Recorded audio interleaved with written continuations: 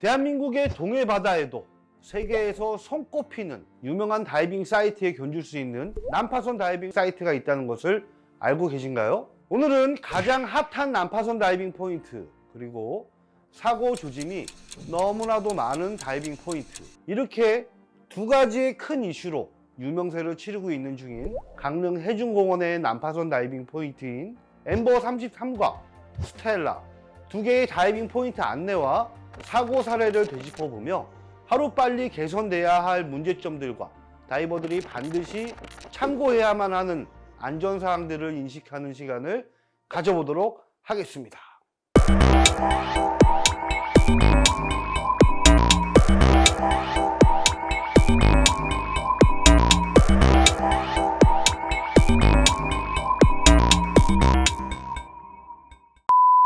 안녕하세요. 돌피노TV 저스틴 강사입니다. 다이버로 활동을 하다 보면 세계적으로 유명한 다이빙 여행지와 사이트, 포인트에 관한 소개나 에피소드를 본인의 강사님이나 팀에서 경험이 많은 다이버들한테 전해 듣게 됩니다. 여러분들도 그런 경험들이 한 번씩은 있으실 거예요. 지구촌의 수많은 유명 다이브 사이트 중에는 난파선 다이빙, 영어로는 렉 다이빙을 위한 다이빙 포인트이자 성지로 꼽히는 사이트들이 여러 곳 있습니다.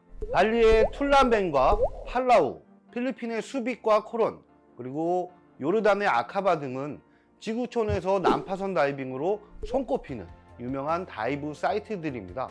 하지만 손꼽히는 유명한 다이브 사이트들은 모두들 외국에 있다 보니까 요즘 같은 시기에는 방문할 수 없어서 아쉬운 것이 사실입니다.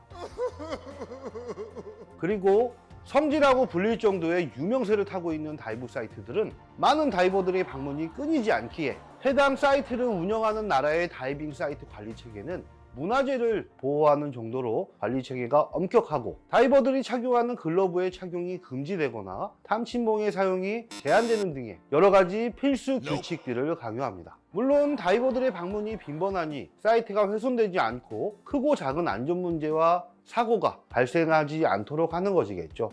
당연히 방문하는 다이버들도 규칙을 따르는 것에 동의하고 규칙들에 대해서 부당하다는 생각들은 하지 않습니다. 오히려 그런 규칙들 때문에 서로가 다이빙 사이트를 위해 노력하게 되고 견고하게 보존되며 오래도록 핫스팟으로 각광받을 수 있다고 생각하거든요. 세계의 유명한 다이빙 사이트들처럼 동해안 지역을 해양 관광의 중심지로 육성하기 위해서 강원도 강릉시 사근진 해변 일원에 국내 최대 수중공원인 강릉 해중공원을 수립할 계획을 가지게 되었고, 국비 40억 원, 도비 12억 원, 시비 28억 원 등 총 80억 원을 투입해서 2015년부터 용역을 거쳐 공사를 시작, 2016년 상반기에 해중공원의 육상시설이 완공되었습니다. 2017년 11월엔 800톤급 러시아제 침몰선 엠버 33을 침수시켰고, 부착 생물들이 안착한 시간을 거쳐서 2018년 2월부터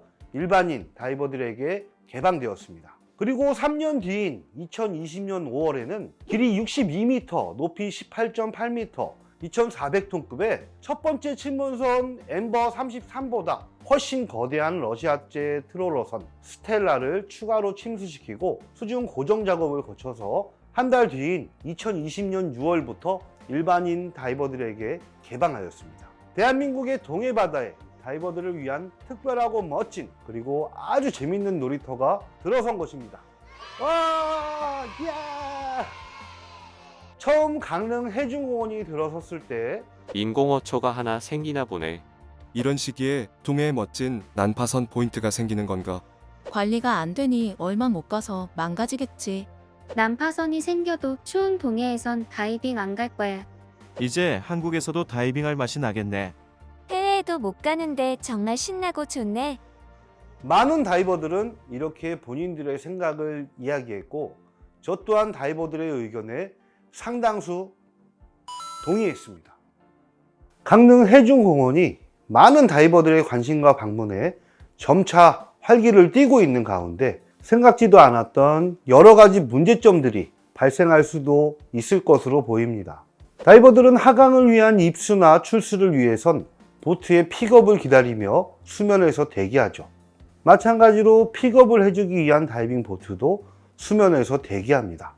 보트의 선장들은 수면 대기 중엔 항상 안전사고를 염려해서 보트 엔진을 정지하고 승선했던 모든 다이버들의 안전한 출수를 다시 한번 확인한 후에 보트 주변을 또 한 번 확인하고 엔진의 시동을 걸게 됩니다.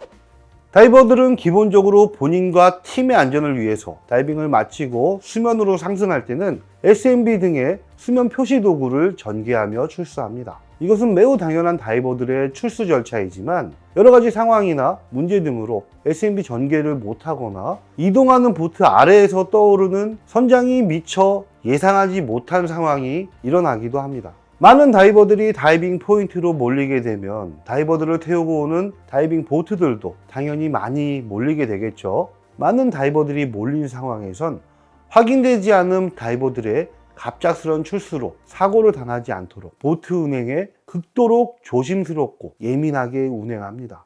2020년 8월 16일 강릉 사천의 피 리조트를 이용했던 다이버들이 다이빙을 마치고 SMB를 전개하고 출수했지만 해당 리조트에서 또 다른 손님들을 태우고 이동하던 다이빙 보트의 스크류로 인해서 한 명의 여성 다이버가 큰 사고를 당했습니다. 다행히 생명에 지장이 있는 사고는 아니었습니다. 하지만 신체 4군데에 보트의 스크류로 인한 절상 및 골절 사고 등을 당했고요. 사고 당사자인 여성 다이버는 현재까지도 장애 극복을 위해서 치료 중이며 신체적 장애와 정신적인 상처로 인해서 고통을 호소하고 있다고 합니다. 당연히 사고가 일어난 리조트에서는 사고 책임과 함께 여성 다이버를 위한 사후 처리를 약속했지만 미온적인 사고 대처를 이유로 피해자인 여성 다이버는 해당 리조트를 고소하고 법적 조치를 취했다고 합니다. 안타까운 사고를 당한 피해 다이버님의 쾌유를 기원합니다. 그리고 사고 가해자인 리조트 운영자의 현명한 해결과 사고의 재발 방지를 위한 강력한 조치를 마련하시기를 영상을 통해서 요청드립니다. 난파선 포인트가 운영되는 건 다이버 입장에서는 너무나도 행복하고 현재와 같은 C19 상황에선 더더욱 다행스럽다는 생각이 듭니다. 하지만 동해안 지역을 해안 관광의 중심지로 육성하기 위해서는 난파선 다이빙 포인트 관리를 위해서 현명한 운영을 해야 된다고 생각합니다. 리조트들 간의 안전을 위한 정보 교류만으로는 매우 부족합니다. 다이빙 사이트를 관할하는 동해 강릉시청에서는 현명하고 명쾌한 운영을 해주시길 다이버로서 부탁드립니다. 수중 레저 활동의 안전 및 활성화 등에 관한 법률 시행규칙 제21조 2항에는 수중 레저 활동자를 운송하는 수중 레저 기구에는 스크류망, 하강 사다리 등 해양수산부령으로 정하는 수중 레저 시설물을 설치해야 한다라는 의무 조항이 법으로 명시되어 있습니다.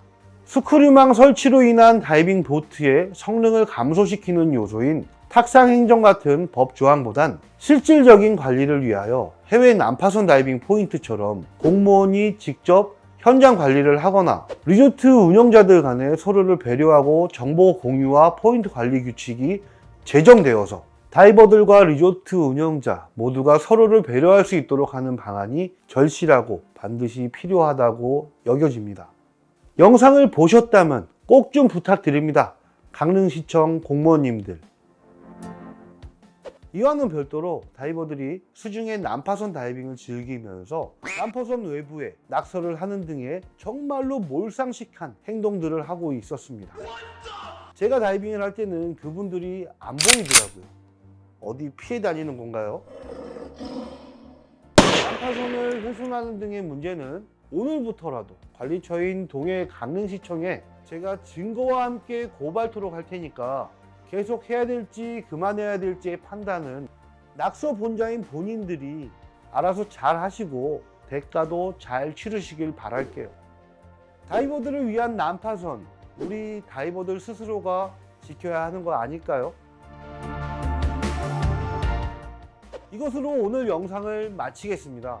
오늘 영상으로 다이버들께서 도움이 되셨다면 정말 좋겠습니다.